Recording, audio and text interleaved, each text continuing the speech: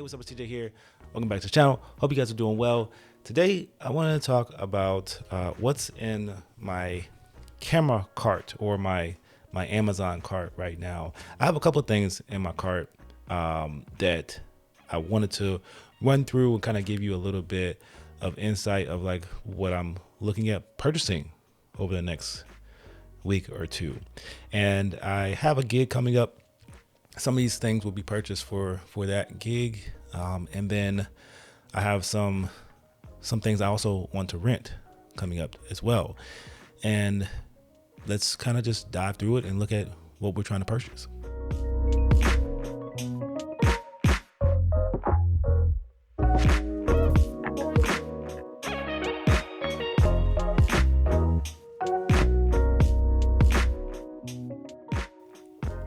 Okay, so let's just do a quick rundown of some of the things that I want to purchase and some of the things I'm looking at. I have a shoot coming up, and this shoot is a shoot where I will be traveling to Phoenix, Arizona to shoot some kind of run and gun style interviews and B-roll and things like that. So I need to capture audio, also need to have something to carry some potential stands. And I also need to be able to flag some light and also have some probably brighter lighting for the Arizona sun.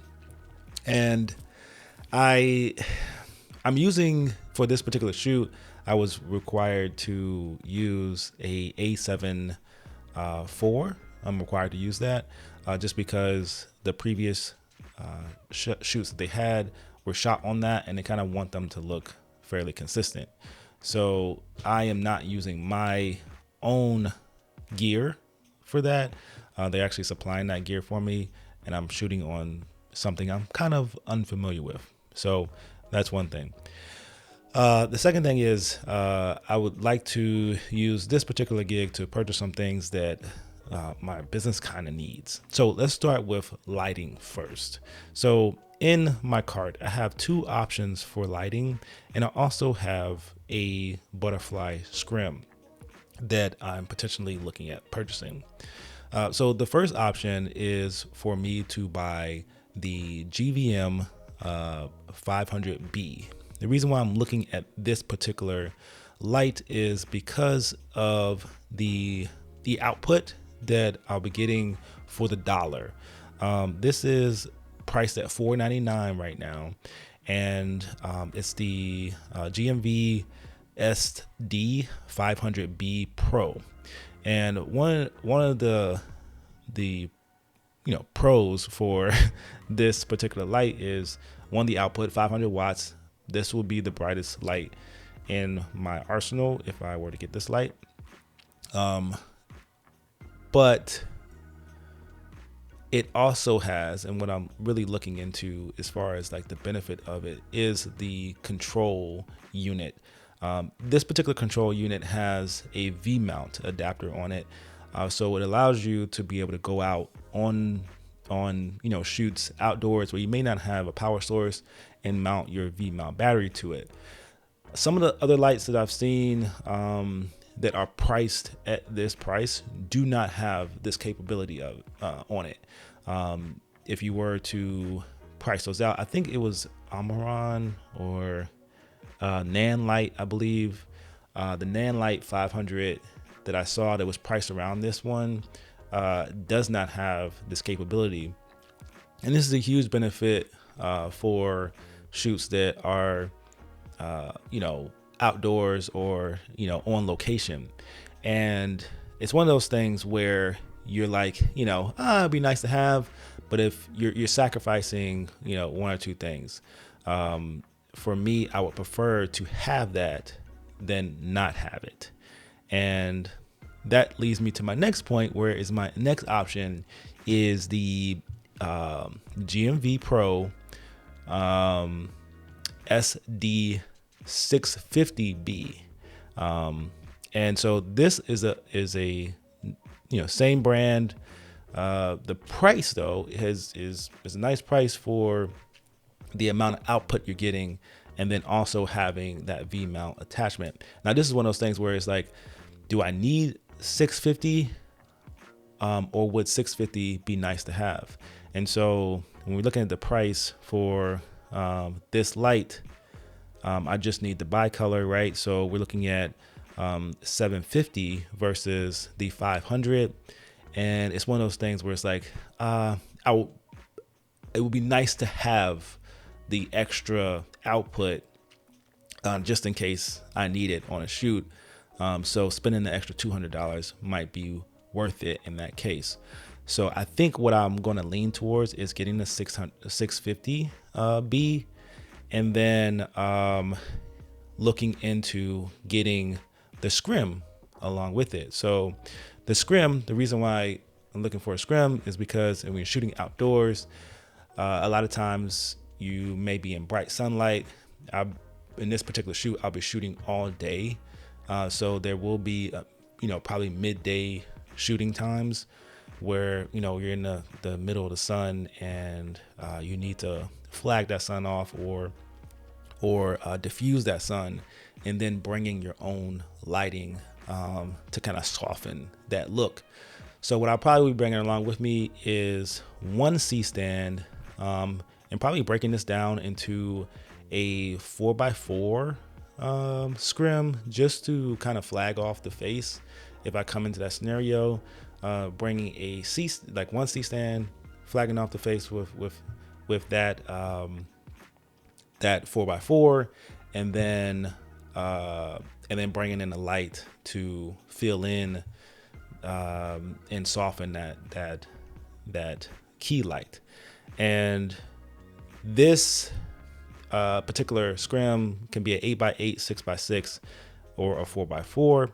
And it also comes with the attachment, so that like all I gotta do is use the little, and this is a perfect example of it. All I have to do is use one C-stand to hold up a 4x4, flag that off, and just put a sandbag on the bottom.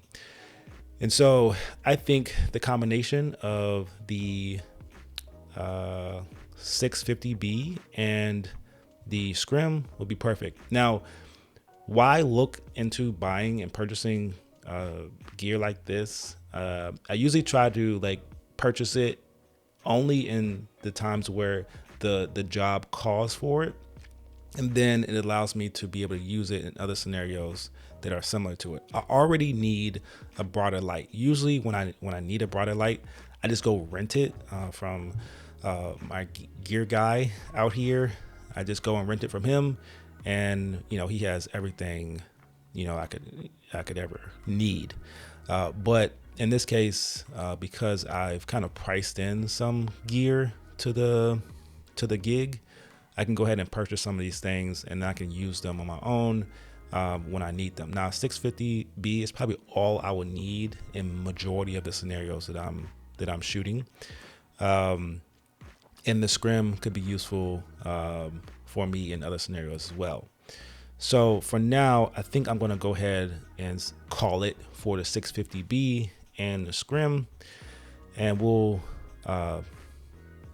probably not get the 500B. It just sounds right. So next up on my list of things that I would like to purchase is the Godox ML100. Now, this is not a necessity. This is not something that I need to get. So, but I would love to purchase this light and review it. Now, I have a 60-watt light that I'm using right now. This is the Godox, I think it's the SL60.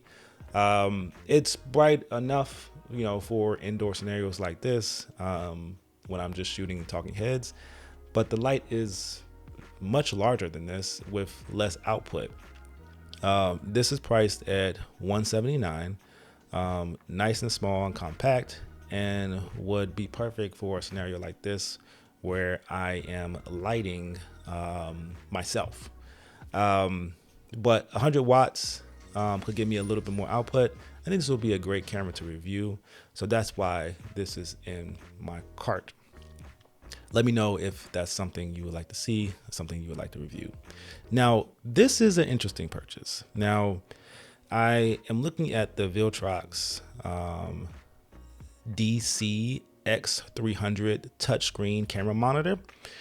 Comes with the rig and cage, and it's a 4K SDI HDMI output field monitor. Now, most monitors that have a SDI and HDMI out are not priced at $250.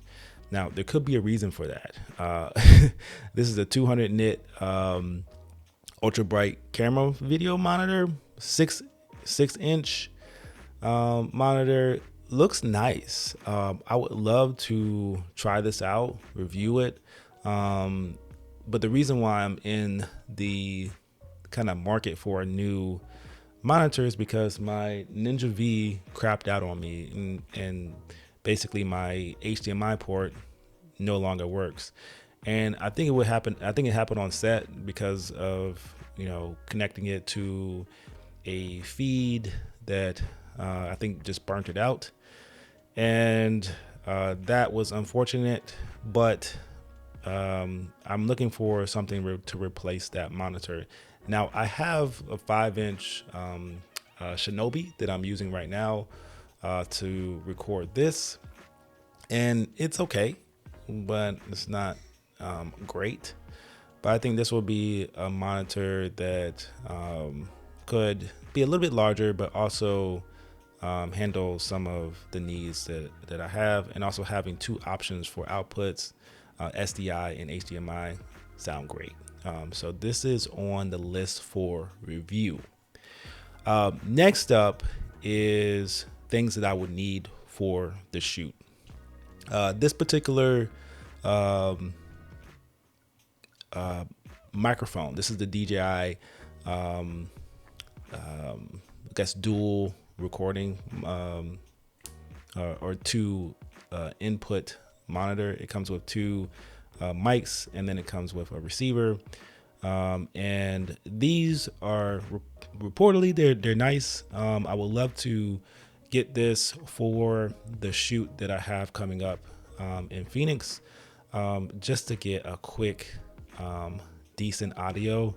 I don't need anything. I don't need technically like overhead or anything like that. I don't need that stuff.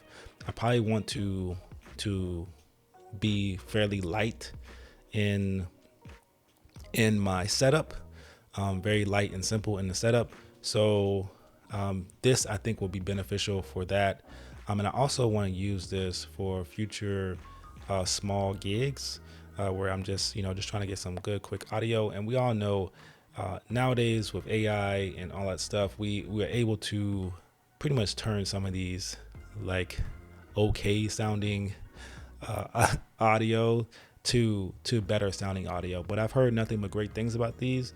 So I think these would be a great option for this particular shoot that I'm just trying to run and gun and get some good clean audio. So that is on the docket for purchasing for the upcoming shoot. The next thing that's on the docket for purchasing for the upcoming shoot is one of these cases. Now, not both of them, but one of them. And so the total you're seeing up here is about $2,700, but that's including some things that I will probably take off the list. Now, this Magic Line studio equipment trolley is something I was looking into, but I have a case like this and it doesn't travel well. They tend to break down, especially these soft case like situations, they tend to break down. What I like about it though is that it has the different dividers in here, so I can place some light stands in here, I can place a tripod in here, and I can also place some equipment in here, whether it be a light, which I need to place in here, scrim. I need to put a tripod, actually two tripods. One of them might actually just be one of these little small tripods that I have, and I need to place scrim, some batteries, V-mount batteries, and then tripod and maybe a sandbag or so. Now, this is showing what all can fit in here, which is really nice. I probably need to bring about 2 light stands, and I need to bring my 600B and then also the scrim. So this looks like a really nice case, but what I'm concerned about is it being a soft case and not being able to, actually withstand travel. Now this one is a hard case, but it doesn't have the dividers. It does come with foam. You can get the option for foam, and so you can actually put some lighting gear and stuff in that. I would love to see what all can fit in there, but it looks like one of the perfect cases for actually traveling with. So I know this was going to last. I know I won't have to buy another one. For $400 you can get it with the pluck foam, but the empty case is $350. So for $50 more, you can get pluckable foam. I don't know if the foam is worth $50. $50 for the foam is kind of crazy.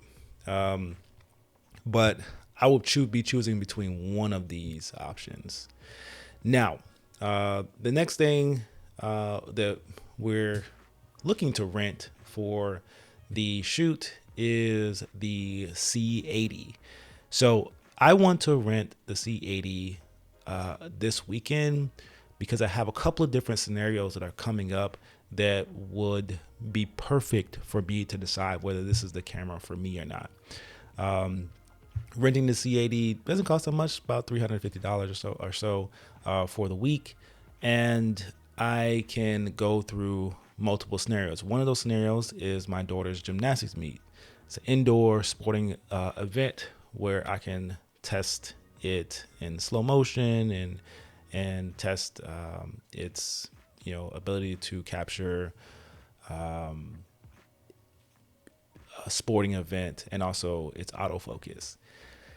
Then the next day I have a outdoor sporting event, which is my son's football game. So this will be an outdoor scenario where I can actually record that. And then my other son, my oldest son, actually has a swim meet coming up. So that'll be a perfect scenario to record that. And then I'll be traveling to Phoenix to capture some client work. So this will give me a full scope of personal work, client work, and seeing how it works on the job. And then I'll be able to give it a full and honest review and decide whether it's something that will be useful for me, my lifestyle, and how I would like to use a camera. So what I'm going to do first is rent it and bring it here and test it out and make sure that it's something that I like before I actually decide to purchase or not. So that's how I kind of, go through and figure out like how I purchase things. I would love to dive into that a little bit, deeper.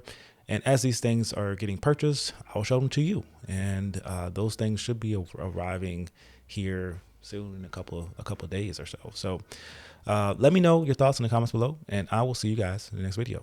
Peace.